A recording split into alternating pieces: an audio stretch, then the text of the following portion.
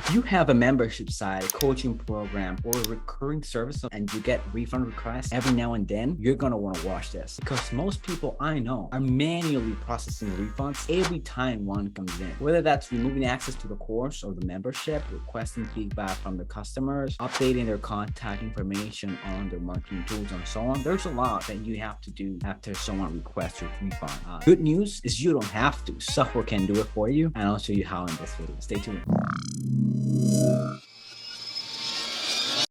Hey guys, this is Isaac from Upsell.co, where we've helped over 50 companies automate more than 500,000 tasks using local tools like Zapier. And in this video series, I'm breaking down the most common workflows I set up for clients that have some sort of subscription offer, whether that's a course, a membership, or a recurring service of some kind. So feel free to check out a playlist in the description to see those latest videos. And in today's videos, we're going to talk about the second workflow we discussed, which is how to handle refunds automatically. As I discussed in one of our last videos, I'm illustrating this process using ThriveCart as the checkout system, Kajabi and Circle as the course and community platform, ClickUp as the project management, and ActiveCampaign as the marketing tool. However, the same concepts can be implemented on any platform that integrates with Zapier or that is capable of receiving or sending webhooks and has some sort of public API. That said, let's get into the screen and let's get started. All right, so we're here looking at a high level how this workflow is going to work. Essentially, we have the refund as the trigger in ThriveCart,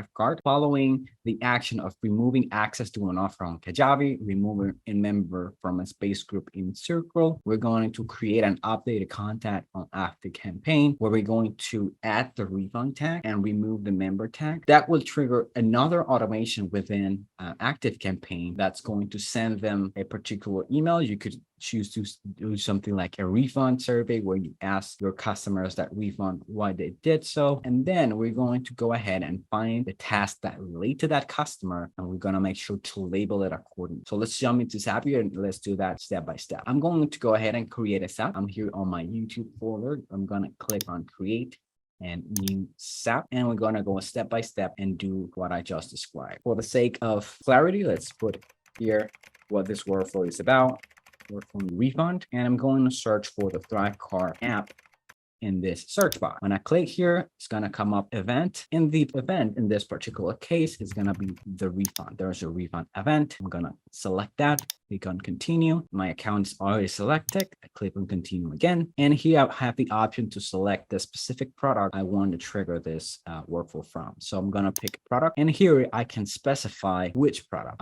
We're doing this with a testing product that I created. So I'll go ahead and select that testing product. I'm going to click on continue. Okay. It's going to prompt me to test the trigger. I'm going to do that so it can pull up a example data, the last data that came in. And yeah, we're going to click on continue, and let's go with step number 2. Let's add the Kajabi event. It's going to be remove access to an offer, revoke access to an offer in this case. Similar concept. We have the Kajabi account. We click on continue. There's the site ID. We're going to select that. In this case, we'll also select the offer, whatever offer it is that you gave that person access to. And here in the external user ID, we're going to select the customer email. If you remember from the first video we talked about, we added the user ID as the email so that it's easy to reference back to it in scenarios like this. And I click on continue, and I'm going to skip this test because I want to test everything at the end. Let's keep going. And as I said in one of those in my early videos, unfortunately, the Circle's free plan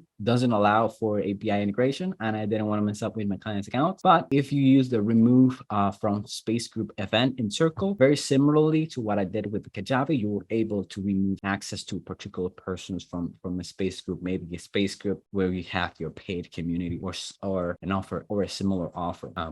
Let's go ahead and move forward with ActiveCampaign now, where we're going to select the create or update contact. Let's click on continue. I'm going to select the particular account in question. And here I'm going to go ahead and pick clients as the list, because it's the list that we used earlier in the first workflow. Here I have their email address. I'm going to click email address, and I'm going to go ahead and add a particular tag that I have. So I like this particular naming convention where I have the event, refund, and then I specify for what particular product that refund relates to. Let's click on continue. Again, I'm going to skip this test because I'm going to be testing this live in a second, and let's continue. Notice that I actually don't have the option to remove a tag. Actually, that's something you have to add as a different event. So let's go ActiveCampaign again. And in this case, we're going to look for add or remove tag from a contact. Okay. Select the account, click on continue. In this case, it's going to ask me for the contact ID. Fortunately, I just used the creator of the contact. So in that event, it actually gives me the contact ID of a particular person. So I can use that from that last step. And in action, I'm just going to do remove. And in the existing tags, I'm going to use the tag that we used earlier for the members, which is simply membership. It should show up here as one of the options. It's already available. And here it is. Let's click on continue.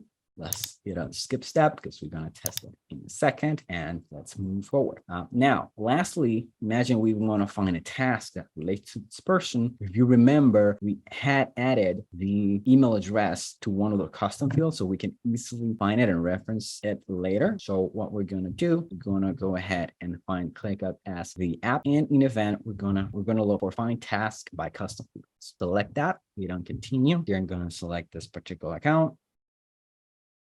I have to select the workspace, the space, in this case, it's this particular one, the folder, and lastly, the list. Once I pick the list, the custom fields that are within that list will come up like this. And I can choose to, within the email field, put the customer's email.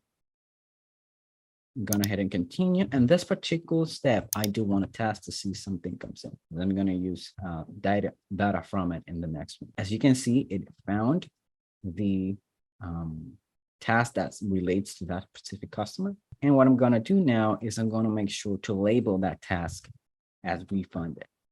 This is an example of where you would want to make sure that if there's a service delivery team on the back end that needs to perform certain tasks for that customer on a regular basis, they know that they refunded and make sure to act accordingly.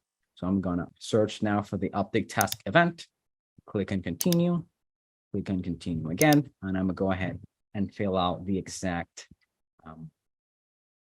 well, it looks like I only have to put the workspace and then select the task. And this is where it comes handy because I can click on custom and make sure that I select the task ID from the step above, which is where I found the task. Okay. After that, you're going to be able to add a tag, and it doesn't show up because I first have to select the space as I did earlier. So let's go through that process real quick.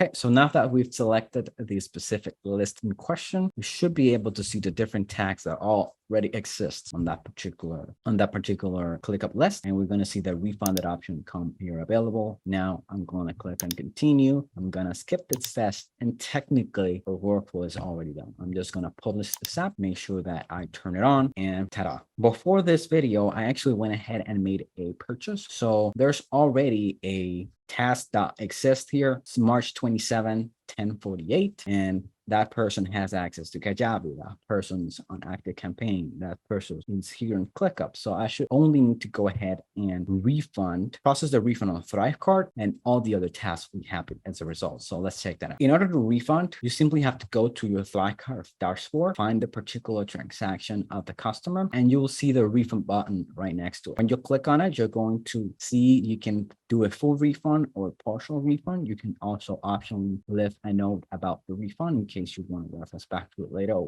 why that refund was granted to the customer. In this case, I'm just gonna click on full refund. It asks me to confirm it, and I'm gonna go ahead and confirm refund. As it processes, I'm going to open up Zap, and I'm gonna click on history. So now we're gonna sit here and wait for a few minutes to see if that trigger comes in and if everything goes through successfully.